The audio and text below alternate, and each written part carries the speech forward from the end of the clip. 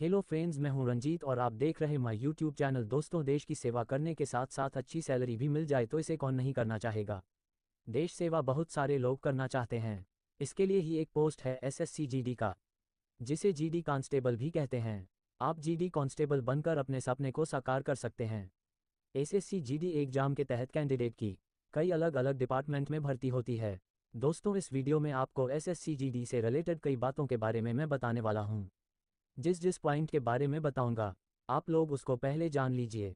सबसे पहले SSC GD constable क्या है, एसएससी जीडी का फुल फॉर्म क्या होता है, क्वालिफिकेशन कितनी चाहिए, इस एग्जाम की तैयारी कैसे करें, एज लिमिट कितनी होती है, सिलेबस क्या है, एग्जाम के कितने स्टेज होते हैं, फिजिकल टेस्ट में क्या होता है, जॉइनिंग कहाँ मिलती है, सैलरी कितनी मिलती है। तो दोस्तों, इन सभी पॉइंट्स के बारे में इस वीडियो में डिटेल से जानेंगे। अगर आपने अभी तक इस चैनल को सब्सक्राइब नहीं किया है तो प्लीज़ कर लीजिए, साथ ही बेल आइकन पर प्रेस कर लीजिए जिससे कि नोटिफिकेशन सबसे पहले आपको मिले। तो चलिए शुरू करते हैं। सबसे पहले जानते हैं एसएससी जीडी कांस्टेबल क्या है। स्टाफ सिलेक्शन कमीशन मतलब एसएससी हर साल जनरल ड्यूटी के विभिन्न पदों पर परीक्षाओं का आयोजन कराता है। यह एक ऐसी परीक्षा है जिसके माध्यम से कैंडिडेट की बहाली BSF, CISF, CRPF, SSB, ITBP, ARNI और एसएफ में कांस्टेबल के पद पर होती है। इन सुरक्षा बलों में कार्य करने के लिए कठिन परिश्रम, दृढ़ निश्चय एवं कठोर अनुशासन की आवश्यकता होती है। अब जानते हैं एसएससी जीडी का फुल फॉर्म क्या होता है।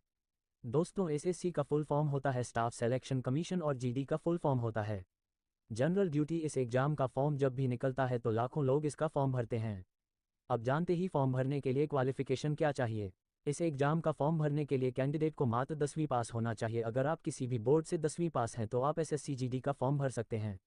बस आपको ये ध्यान रखना होगा कि इस फॉर्म को भरने के लिए पहले से ही उम्र सीमा निर्धारित की गई है, जिसके अनुसार ही आप फॉर्म भरने के योग्य होते हैं। तो चलिए जान लेते हैं फॉर्म भरने के लिए एज लिमिट कितनी है। इस एग्जाम के लिए फॉर्म भरने की जो उम्र सीमा निर्धारित की गई है वह कैटेगरी वाइज है।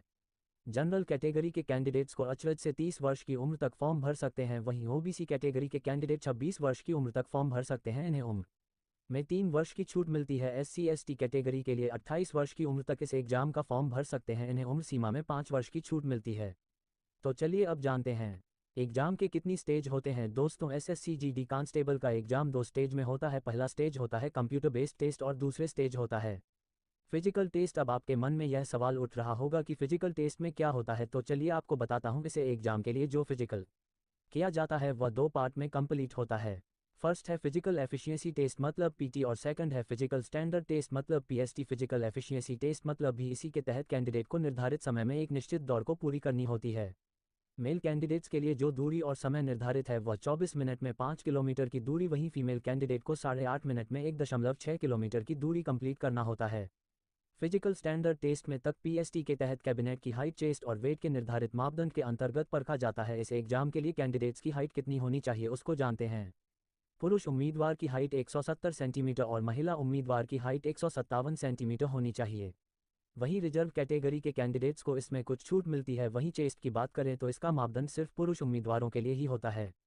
पुरुष उम्मीदवार की चेस्ट बिना फुलाए 80 सेंटीमीटर और फुलाने पर चेस्ट की माप कम से कम 5 सेंटीमीटर की वृद्धि जरूर होनी चाहिए। वेट की बात करें तो कैंडिडेट का वजन चिकित्सा मानकों के अनुसार ऊंचाई और उम्र के अनुपात में होनी चाहिए। तो चलिए अब जानते हैं सिलेबस क्या है। सबसे इंपॉर्टेंट, किसी भी एग्जाम को क्रैक करने में सिलेबस का महत्वपूर्ण योगदान होता है, इसलिए एग्जाम के पैटर्न और उसके सिलेबस को जानना हर कैंडिडेट के लिए बहुत जरूरी होता है। एसएससी जीडी कांस्टेबल का एग्जाम कंप्यूटर बेस्ड टेस्ट होता है जो 160 नंबर का होता है और इसमें 80 क्वेश्चन होते हैं जो ऑब्जेक्टिव टाइप के होते हैं। गलत उत्तर देने पर निगेटिव मार्किंग की जाती है। प्रत्येक गलत उत्तर के लिए 0.50 आधा अंक काटे जाएंगे। क्वेश्चन पेपर 4 भागों में बटे होते हैं।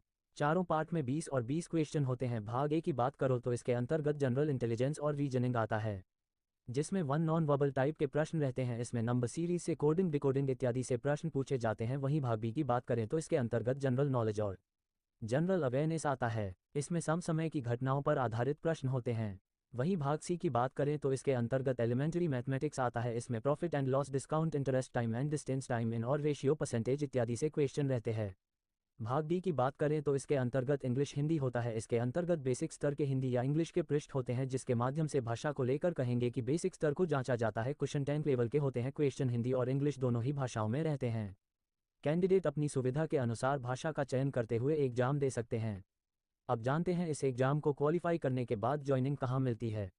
जब कैंडिडेट्स इस एग्जाम को क्वालिफाई कर जाते हैं तो केंद्र सरकार के विभिन्न सुरक्षा विभागों जैसे कि CISF, BSF, CRPF, ITBP, NIR, AR, SSF तथा SSB में कांस्टेबल के पद पर नौकरी प्रदान की जाती है। अब आपके मन में यह सवाल उठा होगा कि ज्वाइनिंग करने के बाद सैलरी कितनी मिलती होगी, तो चलिए आपको बताता हूँ सैलरी कितनी मिलती है। SSC GD कांस्टेबल की सैलरी 21,700 से लेकर 69,100 तक होती है।